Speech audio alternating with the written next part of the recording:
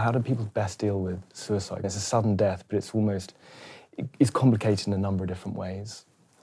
There is never a hierarchy in grief, but suicide has layers of complexity that makes it extremely tough.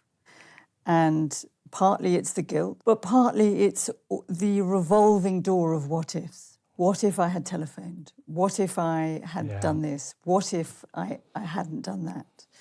And the sense of failure that somehow, if I'd been a good enough parent, partner, child, the person that I love wouldn't have died. Well, I worked with a family where the dad killed himself, and the child said to me, "Everybody tells me Dad loved me, but he doesn't feel like it."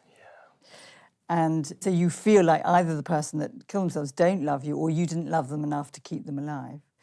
And one of the things I talk to families about is that suicide is like a heart attack of the brain.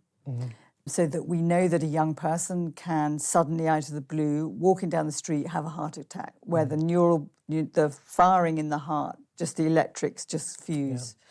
And in the same way, I think of suicide as there's some kind of massive fault that happens in the brain where the person is completely disconnected from those around them. And when I've talked to people who've had suicidal ideation, they kind of go to a very different place in themselves. Like they can plan it while they're functioning. So that like there's two parts of them. There's the kind of dark bit that's planning their death that feels, you know, the pain is too great, I can't do this anymore, while they're making telephone calls, while they're going to work.